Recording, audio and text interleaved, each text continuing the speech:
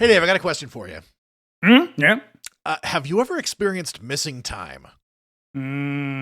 Yeah, usually from about 1:15 to 2 o'clock every day. What's going on then? I just lay AM, down. PM? It's PM. I just lay down for a while. So close my eyes. You take a nap. That's Yeah, that's kind of, missing I time. guess. I guess so. All right. Hey, you're listening to Do You Think I'm Spooky? This is our bi-weekly X-Files rewatch series for Patreon subscribers at the $5 tier.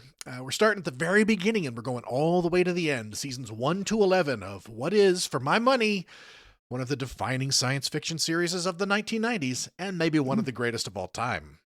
Okay. Yeah, right? Yeah, I would agree. Yeah. I'd agree. Right. So tonight's episode, Pilot. It's good. It's a good title. Tells the story. It really, yep. As most pilot episodes are, they are simply called Pilot. Yeah, don't bother to give it a name. You might not be coming back. Which, boy, this one almost didn't. They did you know that Fox actually was like they actually passed on this when Chris Carter first pitched the X-Files to him? It does not surprise me. Fox, you got to remember when this was, because like Fox was not what it is today. Oh no, this was like the high age of Fox. Like they were really starting to feel themselves with the success of The Simpsons. Yeah, like they'd gotten past Herman's head. yeah. But boo. And like they had such little faith in it that they put it on at, I believe, 9 p.m. on a Friday. Mm-hmm. And it was like that for the first like 3 seasons before they were like, holy shit, we got a hit here. Yeah, then they moved it to like Wednesday, didn't they, or Thursday? Did they do that before it went to Sunday and it was like part of the Simpsons block? I think so. Because I remember it being on like a Thursday. But did you watch this on? I don't remember watching this when it was like, I kind of vaguely remember seeing them once in a while, but I didn't watch it regularly. So I picked it up in the very first season, all because of do you remember Christine? Yeah. I do. I dated her sister. Jesus Christ, we fucking rocked that family. Yeah, well. Jesus fucking Christ. I'm going to cut that part out. No, leave it in. Oh, no. This is what everybody's paying for. Oh, boy. Yeah, no, she was like, there's a show on called The X-Files. I really want to watch it. And I was like, oh, shit, UFOs. All right. But we didn't pick it up immediately. It had been on for a few episodes by that. The very first episode that we watched was the episode Space, which is ostensibly the worst episode in the entire series. Wow. And so, I remember the first one I watched was the fire starter one. Okay, that's still first season. Yeah. Yeah. And so after that was over, I was like, huh, so that's the X-Files. And I didn't come back to it for, I think, maybe I think the season 2 finale, I watched it and was like, holy shit, this is great. And that's when I caught I on. think the first season's pretty slow. I got back into it, I'm going to say, I don't know, maybe like 20 years ago, 15, 20 years ago. I historically and presently have a great deal of trouble sleeping. So I remember I would turn it on and it was on TNT at like 2 o'clock in the morning every day. And so it was like 3 episodes every day and I would just watch them. And I kind of got like sucked into it. And then I just watched the whole thing up until I think when Mulder leaves. Yeah, because I've never seen the Robert Patrick after ones. he splits and the cast changes, I completely gave up on it. And that's like season 7. It's either 8 or 9 when that happens because it Jesus. coincides That's with the a release lot. of the movie. This feels like a big commitment. I know. So when we get to those episodes, like we're going to be seeing those fresh because I did not watch any of those. And then I did not watch the final season, but I did watch the ones that they came back out on for, I think it was when Yahoo had a streaming service. Same. Yeah, I watched like the mini series that they did, but when they rebooted the whole thing, I didn't keep watching. Yeah. And I was the guy that got David Duchovny to announce that the Lone Gunmen were coming back for that season. Wait, like for real? Yeah. It was at New York Comic Con when they did that panel, and there's a whole story there. But essentially, I yelled, "Bring back the Lone Gunmen!" And he turns to Chris Carter and he's like, "Oh, they're asking about the Lone Gunmen," and he says, "The Lone Gunmen are coming back for this season," which is funny because they are dead. I was envisioning like a Mr. Duchovny, over here, No, over here. It was me essentially throwing a Deadpool cosplayer aside because he'd wasted all of my time on the mic, Jesus. and shouting furiously at David Duchovny to get him to comment on the Was it at least a good Deadpool costume? No, it fucking sucked, and I wanted to punch that guy in the face because he was also very like confusing. playing Deadpool. Oh, no. Like he was that's embarrassing for everybody. It was so upsetting. Yeah. So, cosplayers, get out of my way. I'll tell you, in honor of this auspicious occasion, I have opened a fancy bottle. Oh, shit. Yeah. Like you're really getting the good shit out for the subscribers. Yeah, it is a 2023 Vera May. All right. I'm drinking a bottle of cheer wine. Jesus Christ. Made out of prunes, I imagine. Nope, it's all red number 5, and it's corn syrup. Was there ever any truth to the red 5 thing? I think so, yeah. What was the deal? It was poison? Yeah, I believe so, like a neurotoxin. Oh, okay. Good stuff. They just put it in the food. It's best to use it on children. Right. Yeah. So let's not to get too far afield here. You know what? I got a little promo spot to run for you. Here's how they promoted the episode when it was first released. 2 FBI agents assigned to the same cases for different reasons. No explainable cause of death. Do you have a theory? You believe in the existence of extraterrestrials. One a skeptic, one a believer. Both trying to answer questions that were never meant to be uncovered. I think those kids have been abducted. By who? By what? Seal this up. Nobody sees or touches this. Distinguishing features indicate subject is not human. You've got to trust me. I gotta know what they're protecting. Hold it right there. Between reality and fantasy. You've got to protect me. Terror and reason. Mulder, what are they? Trust and betrayal. The X-rays and pictures! Lie the chilling secrets. Mulder, is that you?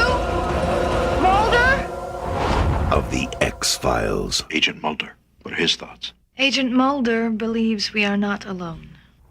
The X-Files, a new dramatic series premiering Friday, September 10th on Fox.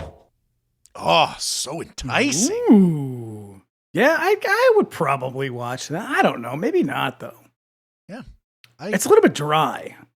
It's a pilot episode. Mulder does a lot of screaming. He does a lot of screaming over other noises in this whole series. Yeah, they haven't really figured Mulder out yet. And he's a bit of a dick in the first couple episodes. Yeah, it takes basically an entire season for them to be like, maybe we should make this show a little funny sometimes.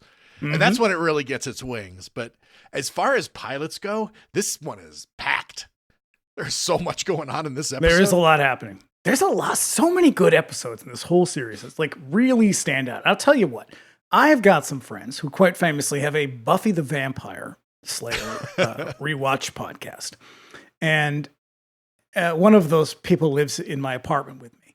And he's always like, oh, this is the episode. And every single time I'm like, I remember that show being a lot better than you have got to see if that is the case, you have got to see I Saw the TV Club, because that is a crucial plot element.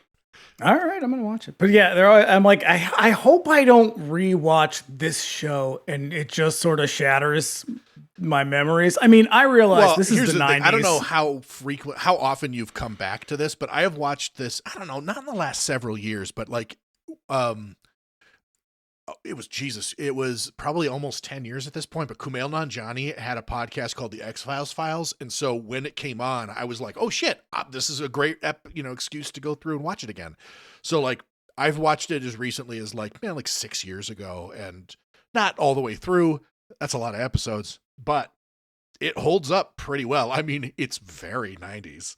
Yeah, I remember that it's very 90s, and just by the nature of the material, we're going to get into some not great cultural appropriation. We're going to get into some misrepresentations of different peoples, perhaps. And I do remember there's stretches of the plot, like the narrative arc, that get a little fucking slow at times. Like I remember the whole Krychek black oil thing being like, okay, guys, wrap it up. Oh, I know that one, that whole arm of the series, it happens fairly early, but feels like it goes on for like seasons upon seasons. Yeah, it's like on Dark Shadows when they would be like, now we're all going back into the past. And I'm like, no, that goes on for 600 episodes. Yeah. But I do, because I was more like I'm always Monster of the Week. I was I used to always say like, oh, I'm mythology all the way, and then I watched it again and I was like, you know what?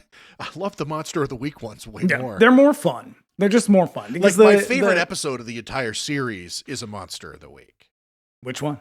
Jose Chung's From Outer Space. That's a good one. That's the one with what's his face? Charles Nelson. Oh God, Charles Nelson Riley. He's Jose Chung. Charles Nelson Riley. Even I just did it automatically. Yeah, I look forward to it.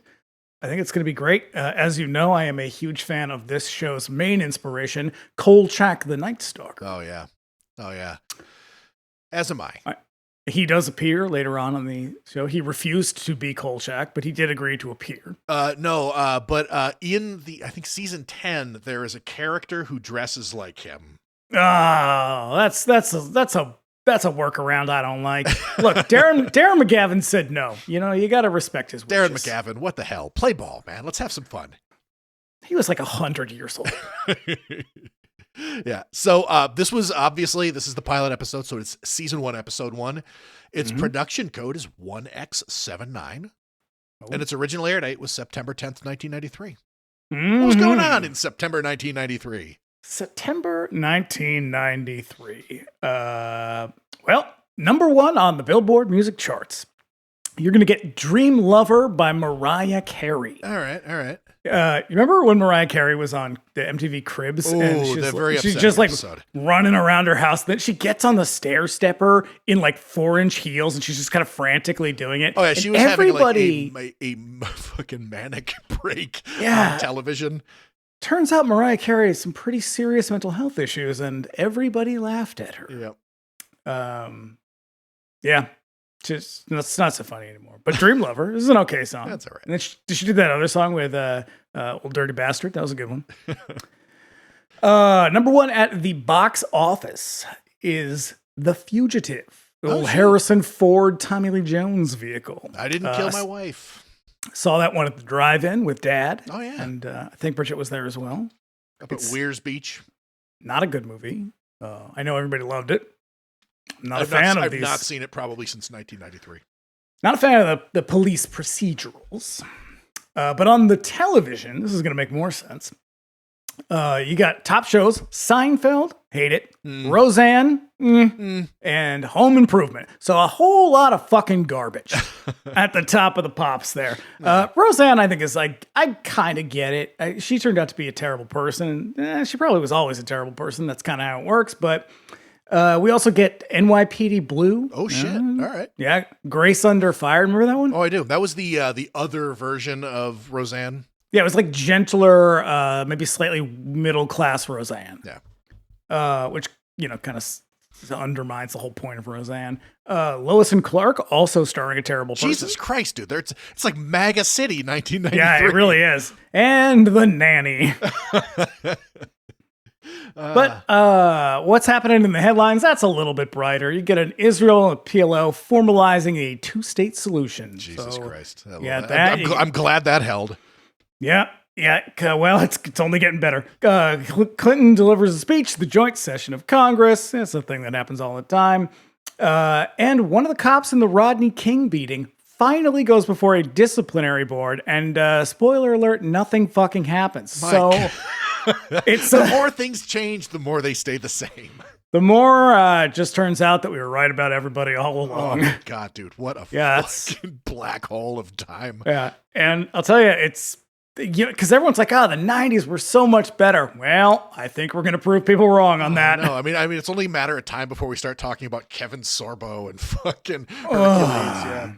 Yeah, soon we're getting into the, are gays people? That's the headline that's coming next. Yep. This episode was written, of course, by Chris Carter, who's the series creator and showrunner. I believe he's the showrunner all the way to the end. Really? Somebody's gonna fucking correct me on that. I'm probably wrong. But what's the deal with him? Is he like a Who's that fucking guy who made Buffy that nobody likes? Joss Whedon. Joss Whedon. Is he like a Joss Whedon I don't type? think, as far as I could tell, there's no controversies section for Chris Carter on his Wikipedia. He's just a guy who fucking hit big and, tried a few things out after X-Files that didn't quite land. And then I guess he just kind of coasted on his X-Files fortune. Rested on his X-Files-y laurels. I know, but he's a dude who has a very clear, deep knowledge of like conspiracy lore. And boy, that is shaky fucking ground. Yeah, that could go either way. See, because I also have a deep knowledge of such lore. I am also, guess what, everybody, a hardline skeptic. So I'm gonna be real fun. You're a nihilist. You believe in nothing. That is absolutely not true. I believe in lots of things. I just don't believe in monsters and Bigfoot. Or God. Yep. They all go in the same boat for me. So, our director is a guy named Robert Mandel. This is the only episode of the series that he directed. Yep. And then we've got the big question: is it a mythology episode or a Monster of the Week episode? It is, because it's the pilot, a mythology episode. Yeah. No.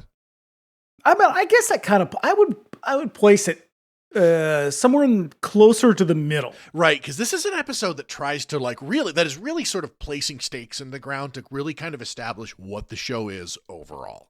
Yeah, they're like, here's the tone of everything. And I think it does a really good job of just telling you exactly what you can expect from future episodes. Yeah, I think they get the tone spot on, with the exception of the humor that kind of emerges later on. Yeah. There's also I'm going to say almost heavily implied future romance, which they will eventually deliver on, but not for a very long time. And I'm glad they didn't. That's always my thing is they tease it for years and they never really follow through until a point when it no longer fucking matters. And I wish they had never done that. Me too. But I do like the fact that they resisted the urge to really lean into that.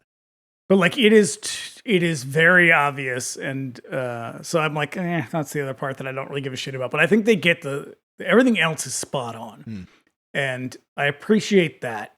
Even like the characters are not fully formed. Actually, we don't really get the characters in this one yet. So there are little hints. Like there's a moment, like that moment where Scully is about to get into the shower. Like she leans into the scene, and you can see that she's wearing a little cross. Which is a neat little, which is a little character dynamic of hers that I've always really appreciated, because being the skeptic that she is, like they give you that little detail just to give her a little dimension. I mean, her skepticism though, it's a real flimsy, like it is like bone shakingly thin. Really, because she witnesses this shit all the time. I see a lot of parallels between her and you. Oh no, she watches all this shit happen and then she's like, no, Mulder, it can't be true. And it's like, bitch, you just watched a man squeeze through like a sewer grate through like a tiny hole and you think it's not true. Yep. Shall we talk about the story a little bit? Yeah. All right. So we open on a girl running through the dank forest of the Pacific Northwest in her nightgown. It begins even earlier where you get the that kind of title card that's like, the following story is inspired by actual documented accounts, which is such a meaningless statement. It's right up there with I have concepts of a plan. It's like inspired by actual documented accounts. That could be anything. I think that it is, but also at the same time, it's sort of like, have you ever watched Fargo? No. So at the beginning of every episode or every season, they go, this is inspired by true events. And it's like, no, they're fucking not. I don't know why it says that. Well, it's like, so is Texas Chainsaw Massacre, in as much as someone has killed someone else, maybe kind of this way once before. Somewhere. Yeah, like it's true in the sense that there are people who claim to be UFO abductees. There are people who have mysterious marks, and there are people who have had implants. And so like, that's kind of where it ends though. Yeah. Yeah. The wind picks up suddenly, the light shines over the ridge, then a man comes walking down the ridge and the light around her grows to blinding intensity. I thought the effects looked pretty good here. For like 90s TV, particularly on like a pilot budget, not bad. Yeah. Not bad. So we cut to the morning, police find her dead body in the woods, and the lead detective recognizes her, says he knew his son, The forensics guy is suddenly alarmed. Says, "It's happening again, isn't it?" It's happening again. I'm like, we get that right out of the gate. Yeah, too. It's happening again. This whole scene, like you can see this scene is Chris Carter just wearing his influences on his sleeve, like it's all on screen. He really liked The Silence of the Lambs, and he really likes Twin Peaks. Yeah, we were watching this, and Michael was like, "When did Silence of the Lambs come out?" And I was like, "Yep, that's exactly what you're looking at." Yep. So elsewhere in Washington, D.C., Agent Dana Scully makes her way down to the office of the division chief. And then looking as dour and professional as Hillary Clinton ever has. she's got shoulder pads on shoulder pads. It is a lot of earth tones in this episode. She was really young when this show. She's 25. Jesus. And she's very short, right? Yes. Famously, there's a something that they built for her in order for her to stand on, so that she's not that much shorter than David Duchovny. Yeah, she's like 6 inches shorter than him. My goodness. Yep. A shadowy man stands silently in the background, smoking a cigarette while they run down her credentials. Is it like maybe a testament to the bureaucratic nature of the FBI? But like, at no point is she like, "Hey, sir, who the fuck is this guy in the corner?" he would be Who's your friend? "Don't worry about him. He doesn't exist." If anyone ever said that to me, I'd be like, "Then I'm out of here. This is not okay." Nope. I don't like where this is going. No. They're assigning her to partner up with an agent named Fox Mulder. She knows him by reputation, an extremely talented investigator with a knack for catching violent criminals and serial killers. It seems to her like they're assigning her to work with him because they want her to debunk his work on the X-Files, an unassigned project having to do with the unexplained. God, I would be so good at the debunk Agent Mulder job. We wouldn't even have to leave the office. I'd be like, "Here's a book." There is a sort of X-Files, but the way that I know it is from there's a guy, goddamn it, Kim Green, I believe his name is, and he was like the desk chief at the CIA. Who handles all of this Kit Green is his name. And he handles famously all the weird shit that the CIA is investigating. Like not MK Ultra type stuff, but like he was heavily entrenched. Those are things that they're doing. Stanford Research Institute, guys like Hal Puthoff. So it's I mean, because I guess that makes sense, because you would have to have like, no matter what it is, like even if you're like a local police department, you have to log all this shit. Even if it's the dumbest fucking thing you've ever heard, you still have to follow up on it, where you're supposed to anyway. I'm guessing they don't always do. So like, even if you're the FBI and someone's like, "Aliens are stealing my fucking cattle," like you still got to be like, "Okay, I'll send somebody out there." Yeah, but like also like in recent years, like there has been disclosure that like the Pentagon and like different levels of the intelligence apparatus in the country have been attached to like, for more than just like showing up as a formality, but like for a long time investigating fucking weird stuff. Like the Gateway experience is something that they were all kind of tied up in, like trying to see if you could like, if telepathy was real and stuff. There was it's not real. Their involvement with like ATIP and the program out in Utah at that place they call Skinwalker Ranch, which is like this place where all sorts of weird shit happens. Everybody listening to this is going to learn just how fucking crazy you are. Listeners, we are firmly in my territory here. Yeah, and not mine. They're going to be like, "Oh, I didn't realize this was a QAnon podcast." Oh, they're drinking the children's blood. We are a stone's throw from they're ordering children from Wayfair. Let me tell you about a pizza place I know in DC. Mm-hmm. So she goes down to his basement office. Cluttered space full of weird shit and a poster of a George Adamski UFO bearing the phrase, "I want to believe." Yeah, it's a real college dorm situation. It really is. Yep. And he has got that young Mulder's got some real fluffy 90s hair. This is like before you had two options. So this is like late 90s, you get that Skeet Ulrich, like always wet look. But before that, in sort of the high 80s, early 90s, you're going to get some real fluffy hair. Right. There was also a period right around this time where like everybody had that kind of like, it's not quite a bowl cut, but it's like that Lance Bass thing. Mm-hmm. You know? Yeah, So- so it's like it's like a parted in the middle, and it just sort of falls to either side. the hair that I had right around this time, essentially. Mm-hmm. Okay. He thinks that she's there because she did somebody wrong in the upper echelons of the Bureau to end up with this detail. Which Nope, is she's just a lady. Nope. So, send her down to Mulder.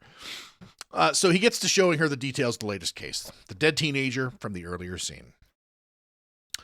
He consults. Now you skipped over the fact that he is a psychologist, and they're not going to hang on to that for very long. Oh, right. Yeah, that really does not play. It plays. There's an episode coming up in a little while where they bring that out, and they do it again in the Vince Gilligan episode with Tom Noonan, Paper Hearts. But after that, forget it. This like serial killer profiler thing out the window. Yeah, no, but they go the opposite direction with her because they're like, oh, you were in medical school, then you got recruited out by the Bureau, so implying that she never finished medical school. But from here on out, she is a fucking full-fledged doctor in there cutting up bodies, doing autopsies. Slicing up eyeballs. Yeah. He consults on the girl's only wounds, a pair of puncture wounds on her lower back, which are consistent with other and unexplained deaths around the country. Both Mulder and Scully notice a strange detail in the FBI's report of the case, that the last girl was examined by a different medical examiner, which is significant, I guess. Yeah. On the way to the radio in their car and the electronics go all nuts. Are they giving us a Twin Peaks thing here? Is that like, that's the vibe I get. And Yeah, absolutely. Like, a year out. Even down to like the setting, the fact that like they're in the Pacific Northwest. Yeah, it's always that's like lots of like thick forests and like a lot of fog. Like you kind of expect Mulder to pull out a fucking tape recorder and talk to his receptionist, you know? Because I'm watching it and I was just like, and I realized like the Pacific Northwest is fertile ground for mythology and conspiracies, but like it just really reads Twin Peaks. Oh, for sure. Yeah. And it is a stated influence on the show. Oh, I get it. It was a good show. Yeah. Mulder then pulls over, quickly sprays an X on the ground near where it happened, assuring Scully that's probably nothing. Don't worry about it. It's for the X-Files. That's what my note says. X for X-Files. X for X-Files. Also, great music here. I'll tell you what, I never paid much attention to the music in this show, but Mark Snow's score is a fucking banger. It works so well. It reminds me very specifically of The Fog. Yeah. Yeah. It has like a dark wave, but like it's not quite as modern. It's that weird almost lo-fi John Carpenter vibe. Yeah. Oh, and it should be noted, this episode doesn't have a beginning like the classic X-Files song. So that they leave that out of this episode. It comes in the next one. And then as they're driving in the car, I just kept thinking like, Mulder's a little bit insufferable. And that car ride must have been really awful. It's a long fucking drive to Oregon. Yeah. Mulder and Scully arrive at a cemetery where a previous victim, Ray Soames, is being exhumed. And they argue with the medical examiner who is on the scene to protest them digging up the body. Now, the medical examiner, that is Cliff DeYoung. Cliff DeYoung, yeah. Who you might remember from Shock Treatment. He is the second Brad Majors in Shock That's Treatment. right. I remember him. It's the only thing I remember him from. I remember him from Flight of the Navigator. For some reason, that really sticks out to me. Was that a TV movie? I remember that being a TV movie. No, man. I feel like I went to the movies and saw that like 100 times. I hated that movie. I haven't seen it probably since 1986. I think I hated the fact that the kid was like kind of locked up in a facility. Yep. Yeah. That was what frightened me. Yeah, right. Because NASA. Well, we'll do that one on the podcast. No, we won't. Maybe. I don't think so. Probably not. And his Cliff DeYoung's daughter is played by the most earnest Canadian girl I've ever seen. And this show goes out of its way to mask the fact that it is being produced entirely in Canada. Oh, yeah. This is Vancouver from beginning to end. Yeah. So when the body is dug up, it suddenly falls like a coffin flop. rolls down the hill, revealing a badly decomposed something within. It's really the worst possible outcome. If you're exhuming a body, that is the last thing you want to happen. Mulder eagerly takes photos while Scully performs an autopsy, removing a small piece of metal from its sinus cavity. Yeah, then he mansplains and condescends to her. And then Mulder and Scully then go to the state psychiatric hospital, talk to the doctor who treated Ray Soames there following some sort of traumatic event that triggered a sort of psychotic state in Soames. They also learn that several of Soames' classmates are also patients at the hospital. Yeah, like, that's what I don't get. Like, nobody thinks that it's suspicious. Like, you don't need to send in the fucking Ghostbusters when, like, a bunch of kids from the same class have ended up in the same psychiatric hospital and all of them are just, like, beyond nuts. I know. Nothing to see here. I know. The thing is that this is one of the things that I do feel is a little undercooked in the episode. Is there is supposed to be a local conspiracy, like the townspeople are actively covering something up. Yeah, very dead and buried. It doesn't really come through, though. That's the problem. We got Peggy Odell, who is wheelchair bound and in a rather fragile emotional state after a car accident. She reads to Billy Miles, the driver of the car in the same accident, who's in a sort of waking coma. We get a bit of drama. And then Peggy falls out of the chair. Mulder notices 2 spots on her back similar to those of Karen Swenson, the victim from the beginning of the episode.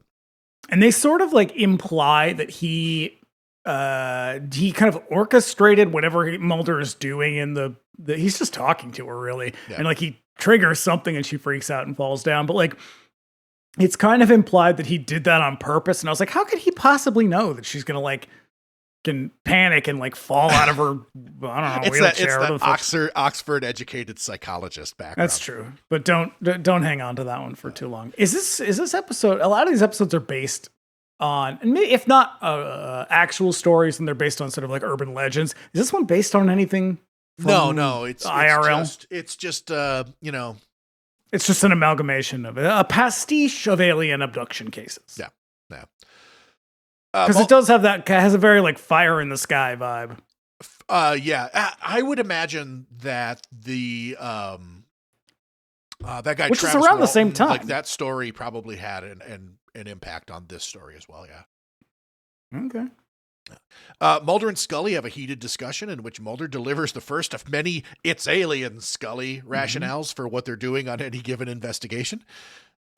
Then they head to the woods where Karen Swenson was found. Scully found some strange ash on the ground. Mulder's compass is going nuts. And then they're busted by the local detective and escorted out of the woods after an ominous scene involving a bright light over the ridge, which evokes the opening of the episode.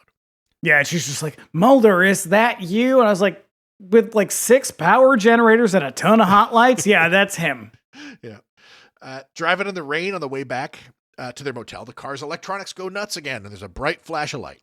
When they stop, Mulder notes that they've lost 9 minutes in the time since the flash. And he also finds, that's our Betty and Barney Hill reference. So he also finds that they stopped right near the X he painted on the road earlier, explaining the phenomenon of missing time. It's the X that he is explaining. You get that? Yep, X for X-Files. I'm here for the singers. If you're not familiar with the phenomenon of missing time, it typically indicates a couple of things depending on the experiencer. It's the afternoon and I've taken a nap. Yeah. In this instance, it refers to the phenomenon of a warped space-time in proximity to a UFO's propulsion system. Subscribers to this belief theorize that UFOs use an exotic propulsion system that moves space around the craft rather than moving the craft through space. It's a part of the theory of relativity, which theorizes that the closer to the speed of light the observer travels, the slower time passes, ultimately slowing to a stop when traveling at the speed of light. I would argue it might be a misunderstanding of the theory of relativity, but nevertheless. To those nearby the craft, there's a sort of ripple in space-time which either shortens or lengthens space-time depending on where you are in relation to the craft. Either you blink and seconds, minutes, or hours pass, or the opposite happens, where a second is experienced as a much greater length of time. In that case, you might be on drugs. In other cases, such as the case of Travis Walton, Betty and Barney Hill, missing time is experienced as a sort of mind wipe. Sinister entities erasing your actual memories, leaving you unable to recall anything that happened during the missing time. I like Barney Hill. He's a good guy. I mean, I liked them both. I actually didn't know. Well, do you know that I met her once? Well, she was somebody's aunt. Who was she? Travis? Trafton Waldrop's aunt, Yes. maybe? Yeah. Is that who she was? I think that's why I knew her. I met her not very briefly. I actually went to her house in Portsmouth, and a friend of mine was interviewing her for a fanzine he was writing, and she was the nicest lady. Well, I did. We did that. I did that for Morbid probably 6 months ago or so, and I was like, it's a fucking shame that this stupid alien story dominates their whole lives, because they were actually really interesting and really progressive people. Like, they're an interracial couple in fucking New Hampshire in like the 50s, and he was like one of the early leaders of the Seacoast NAACP. It's like all that shit just tossed out because of some aliens. No. They're buried up the street from me. You are not buried. No. I don't. There's a cemetery nearby. Oh, okay. I get you. Yeah. So yeah, in this episode's case, going back to the whole missing time thing, they're right near the location where the alien ship is dropping in to abduct or deliver captives, and so that's why they have that experience. Back at the motel room, Scully is spooked at the sudden appearance in her lower back of similar bumps. Goes over to Mulder's room to have him check them out. Them being mosquito bites. And there's no fucking way, because they show them and they look exactly like whatever's on the kids. And then like he's like, don't worry, they're just mosquito bites. And it's like, no mosquito bites look like that. You get triple E. Go check that out. But then they have like a cute little sleepover, and it's kind of nice. Yeah, because following this, we get Mulder's origin story, which is the tale which haunts him, kind of forms the entire foundation of the show. It's the night that his sister Samantha disappeared from their home without a trace. He believes that she was abducted by aliens, and a search for Samantha was reignited when he found the X-Files. He believes, however, that he figures this out because he goes to see, I don't know, some doctor, and they go through deep regression hypnosis. And my note says deep regression hypnosis. That definitely won't backfire on everybody. Yeah. In case anyone doesn't know, that's how we ended up with a lot of like horrible satanic panic witch trials. Mm-hmm. He believes, however, that somebody above him in the power structure is actively blocking him from learning more about the government's knowledge of UFOs, and suspects that Scully is there to further slow his progress. They're interrupted by a phone call informing them that Peggy Odell is dead. And listen, Peggy Odell's death is definitely their fault. They act like it's not, but it absolutely is. Explain. Because they just went and fucked with her. Like, you just left everything alone. Well, no, because she was getting dropped off by the spaceship. Oh, okay. Yeah. So they drive out to the scene where she died, learning that she ran from the forest in front of an oncoming truck. Now, this detail strikes them as odd since the last time they saw her, she was in a wheelchair. Scully notices that the girl's watch stopped at the same time as they experienced their own missing time. Mulder then gets a call informing him that the autopsy lab has been trashed and the body they exhumed is missing. Now, when they drive back to their motel, they find it on fire. And that's their photos and evidence is destroyed. Now, so what do? Amateur exhumation. So yeah, Teresa Nemen, daughter of the suspect medical examiner in town, runs up asking them to protect her. Very eagerly asks them to protect her. Then they take Teresa to a diner where she explains some shit. She sometimes wakes up in the forest with no memory of how she got there. Then her face explodes. She bursts, or like a fucking huge vein in her nose. Yeah, that is an aneurysm. Good God, yeah. She also has the same spots as the other abductees and believes that her father is covering something up. And then, nose explosion as her dad and the cops come in and take her away. Mulder and Scully then go to the cemetery to check on the graves. I think they intended to dig them up. Yeah, no, because they go with, like, he has like a shovel in his hand. Yeah. They find that they've already been exhumed. So that's the one time you could say, well, fortunately, someone has already beaten us to this. Mulder explains that he thinks that bedridden and comatose Billy Miles is the killer. He thinks that the victims are all being experimented on, and that whatever the aliens are doing to them causes a genetic mutation, which caused the exhumed body to become deformed. And he also believes... I'm not going to lie. The plot from here on out gets real convoluted in a way that, like, maybe I looked away for an extended period of time, but, like, come the end of this episode, I was like, wait, what? No, because when he leaps into this explanation, it's like, wait a second, how the fuck did you get there? Yeah. And it doesn't get any more like, so they do a thing. I would say the X-Files becomes famous for doing this thing from probably here on out, where it is just one exposition dump after another. And it's usually because whatever the concept is, or like whatever the sort of thread is a little bit complicated. And it's usually part of like some sort of physics theory or like some other bullshit. And so like Mulder will say something and then Scully will be like, Mulder, do you mean? And then she will just launch into this. They do not do that in this episode. And I am very confused at this point. Yeah. So yeah, he believes that the aliens are controlling time and sending a little controlling impulse, which activates Billy Miles and causes him to bring people out to the forest for abduction. Confirm his suspicions. They go to the hospital where Scully sneaks a look at Billy's feet, noting that they're rather filthy for someone who hasn't so much as blinked in years. And he has a nurse too, and she's like she's like changes his bedpan. Like, oh, that's so nice. And she's like, well, nobody else is gonna do it. And my note says, bitch, that is your job. Literally your job. That is why you were there. And then later on, she says, well, I don't know. That's not my aisle of the produce section. Get out of here. You should not be working in this hospital. Maybe she's a volunteer. Oh, God, that would track. Maybe she's a patient. Ooh, yeah, I like that one better. Yeah, so they go back to the woods to check it out and arrive in time to find Billy Miles carrying Teresa Nemeth out to the abduction spot. The detective gets the drop on Mulder and Scully, and a standoff results where Mulder talks some sense into the detective. And then the two of them run to the spot and witness the same strange light from before, but then the forest clears. Billy now, here's my question, because he's like, Mulder stops him, and he's like, he's gonna kill her if you don't do whatever.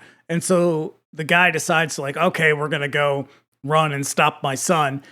But then he's going to shoot at Billy, I guess. And Mulder like stops him from doing it. It's like, you just said he's going to kill her. Why are you stopping him from intervening? Like at this point, Mulder is functionally a murderer. Yeah, but then like the light grows and we get the big sort of wind thing, and then So this is when is when I got real confused, because like they get the big light thing, and again, I think this part looks pretty cool.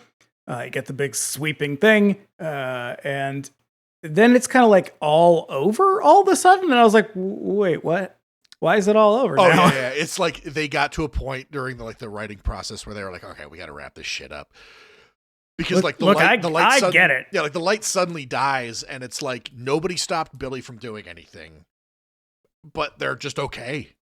They're just fine. I mean, and he's okay now. He's talking. He's like, hey, my spots are gone. Like, how did I he's get just here? Normal men. That's all he is now. Just innocent men.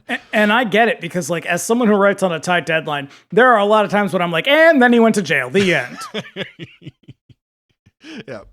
Back at the FBI, Billy is led through a hypnosis sesh where he explains that he and his friends were originally out in the woods partying when he first saw the light and was taken to a place where tests were being done on people.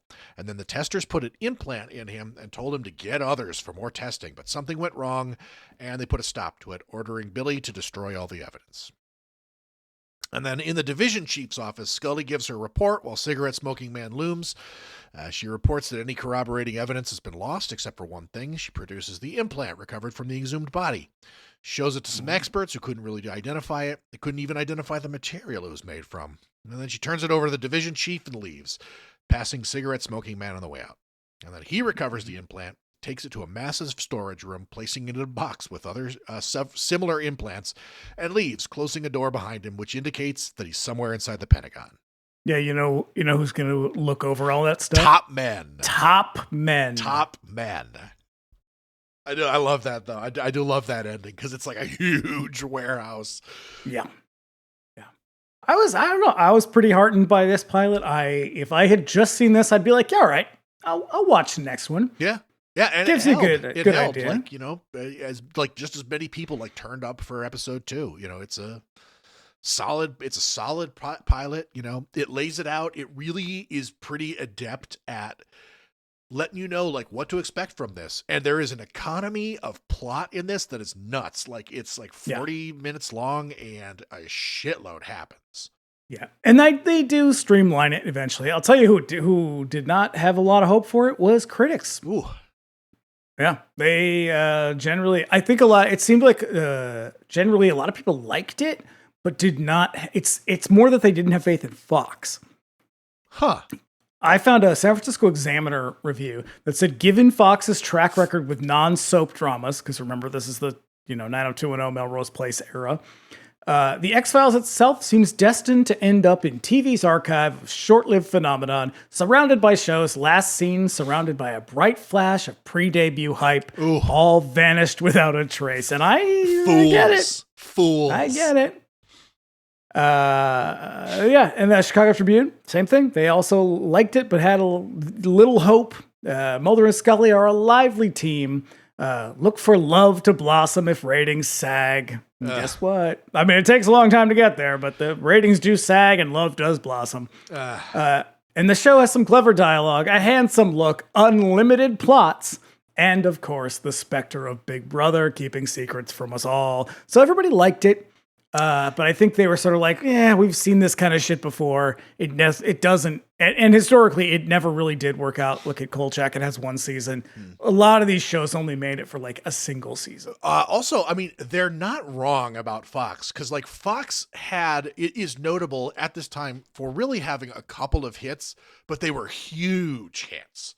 Yeah, they had Aaron Spelling shows. There was Beverly Hills and The Simpsons. The Simpsons,